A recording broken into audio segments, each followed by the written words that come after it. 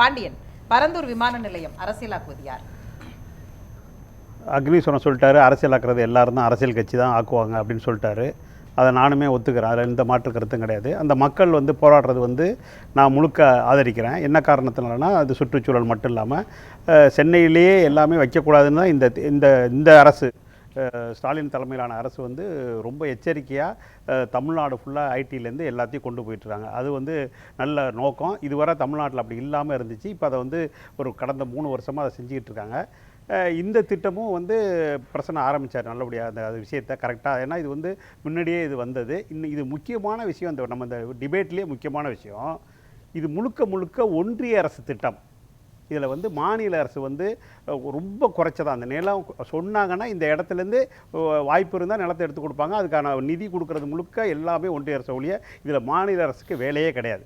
இந்த இடத்துல தான் இப்போ ஒன்று மட்டும் சொல்லிவிட்டு நான் அதுக்கு உள்நோக்கத்தை சொல்கிறேன். ஏன் தாவேக தலைவர் விஜய் எந்த உள்நோக்கத்தில் அரசியல் படுத்துகிறாருங்கிறத மட்டும்தான் நான் இன்றைக்கி ஏன்னா எல்லோரும் மற்றதெல்லாம் பேசிட்டதுனால மாற்று இடம் அப்படின்னு கேட்டிருக்காங்க. இது ஒன்றிய அரசு தான் முடிவு பண்ணணும். ஏன்னா இந்த 4 இடத்த செலக்ட் பண்ணதில் 2 இடத்த தான் அவங்க சொல்லி அப்புறம் அவங்க தான் செலக்ட் பண்ணி கொடுத்துருக்காங்க. அது முக்கியமானது.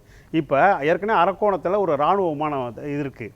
நீங்கள் இங்கேருந்து 77 கிலோமீட்டர் சுற்றம் தான் அது கொண்டு வரலாம். அதே மாதிரி திருத்தணிக்கு பக்கத்தில் இது மாதிரி இன்னும் சென்னை இப்போ தமிழ்நாடை பொறுத்தவரை வட சென்னையில் வட மாவட்டங்களில் மட்டுமே 4 ஏர்போர்ட் தேவை. ஏன்னா அந்த அளவுக்கு தமிழ்நாட்டு மக்கள் அதுக்கான ரெடி ஆகிட்டாங்க. இன்டர்நேஷ்னலேருந்து வர்றதுக்கும் ரெடி ஆகிட்டாங்க.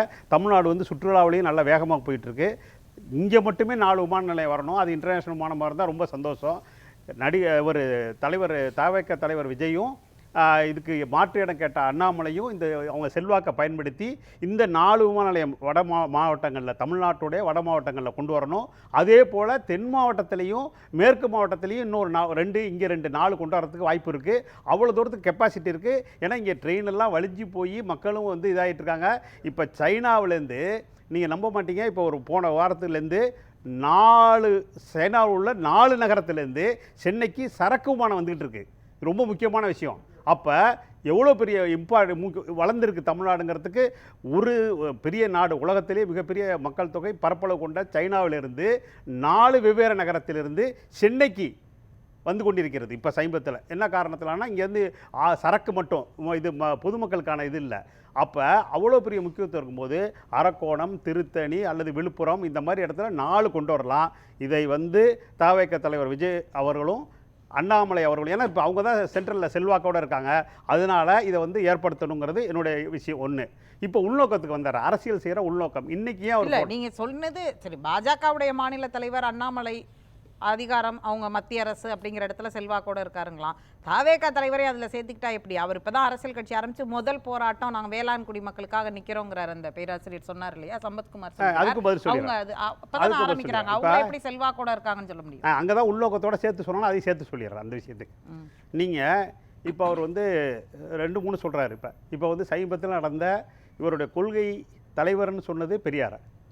அப்போ ஒரு வாரத்துக்கு முந்தி பெரியாரை பற்றி கொச்சையாக விமர்சனப்படுத்தி ஆதாரம் இல்லாமல் சொல்லிவிட்டு ஆதாரத்தை நீங்களாம் பூட்டி வச்சுருக்கீங்கன்னு சொன்ன சீமானை பற்றி இவர் பேசியிருக்கணும், பேசலை. அடுத்த 2வது பாயிண்ட்டு, ஒரு ஆடியோ ஒன்று ரிலீஸ் ஆகுது ஜான் ஆரோக்கியசாமி பேசி. அப்போ அதில் அவர் சொல்கிறாரு, இப்படியே போணுச்சுன்னா தாவேக 2% தான், நான் 25% கொண்டு போனாட்டு இருந்தேன், 2% கொண்டு போயிடுவாங்கன்னு ஒரு வரி மட்டும் நான் சொல்கிறேன் அந்த ஆடியோவில் இருக்கிறது. அப்போ அந்த ஆடியோ பற்றி அவர் சொல்லியிருக்கணும். இன்றைக்கி போய் களத்தில் இறங்கினதாக சொல்லிவிட்டு அங்கே இப்போ ஆளுநரை பார்க்க போகிறாரு. போன ஒரு 10 நாளைக்கு முன்னாடி 2 பேர் பேசுகிற ஆடியோ லீக் ஆகும். அதுக்கெல்லாம் தலைவர் எல்லாத்துக்கும் ஆன்சர் பண்ணிக்கிட்டே இருக்க முடியும். இப்போ படத்தை வேணான்னு சொன்னீங்கன்னா அதை ஒத்துக்கிட்டாங்கன்னா அவங்க நம்மளும் ஒத்துக்குவோம், மக்கள் பார்த்துக்கிட்டோம் அந்த விஷயத்தை. அடுத்தது ஆளுநரை பார்க்க போகிறாரு அண்ணா யூனிவர்சிட்டி சம்மந்தமாக. அப்போ இவ்வளோ கூட்டம் யாருமே வரல. அது தெரிஞ்ச விஷயம் அவர் போகிறாருங்கிறது.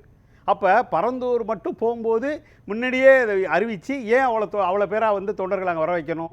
நீங்கள் பார்க்க போகிறது போராடி கொண்டிருக்கிற மக்கள், 13 கிராமத்து மக்கள். அந்த மக்களோட கூட்டமே ஜாஸ்தி இருக்கும்.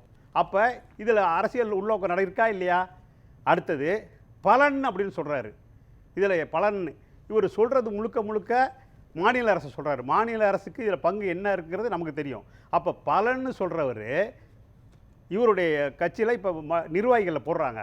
அதில் எல்லாம் பல பெரிய இது பலன் அனுபவித்து அதுலேருந்து போட்டிருக்கதாக தகவல் வந்துக்கிட்டு இருக்குது. அப்போ அதை மறுக்க போகிறாரா இல்லது அதை மக்கள் பார்த்துக்குவாங்களா இல்லை அந்த அந்த கட்சி நிர்வாகிகள் வந்தவங்க எவ்வளோ கொடுத்துட்டு வந்தாங்க அப்படிங்கிற பிரச்சனை எழுது. இதெல்லாம் உள்நோக்கத்தை நான் சொல்கிறது. அடுத்தது பிரதான உள்நோக்கங்கிறது அவருடைய பேச்சில் எங்கேயுமே ராம்மோகன் அவர் தான் சிவில் ஆவியேஷன் மினிஸ்டர், அவரை நோக்கி ஒரு கேள்வி கூட இல்லை. அவர் தானே இதுக்கு பதில் சொல்லணும். இப்போ இன்னைக்கு இருந்ததுக்கு மத்திய அரசுன்னு சொல்லிட்டார்ல அமைச்சர், ஒன்றிய அரசே சொல்லியிருக்காரு. சந்தோஷம் நமக்கு. அப்படியே சொல்லிட்டாரு. ஒன்றிய அரசே சொல்லியிருக்காரு. அதை நான் வரவேற்கிறேன். ஆனால் இவருடைய இங்கே இருக்கணும் எல்லாமே இந்த பலன் யாருக்கு அப்படின்னு கேட்டிங்கன்னா, பலன் பார்த்தீங்கன்னா டெக்னிக்கலாக எல்லா இதனுடைய அவ்வளோ இதையும் ஒன்றிய அரசு தான் செய்ய போகுது. இதில் உள்ள ஏலம் எதுவுமே இங்கே கிடையாது. கம்ப்ளீட்டாக சென்ட்ரல் கவர்மெண்ட் செய்ய போகிறது. அப்போ பலன் சென்ட்ரல் கவர்மெண்ட்னு இவர் சொல்ல விரும்புகிறாரா?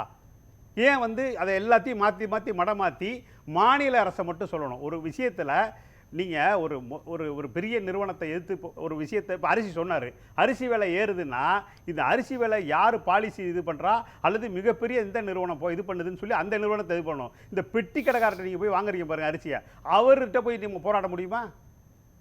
மாநில அரசுங்கிறது கொஞ்சம் அதிகாரத்தோடு உள்ளது. அப்போ 1947 சுதந்திரத்துக்கு அப்புறத்துலேருந்து சரி முன்னாடியும் சரி 100 ஆண்டு காலமாக டெல்லி அரசை எதிர்த்து தான் தமிழ்நாடு ஜெயிச்சிருக்கு. பேசும்.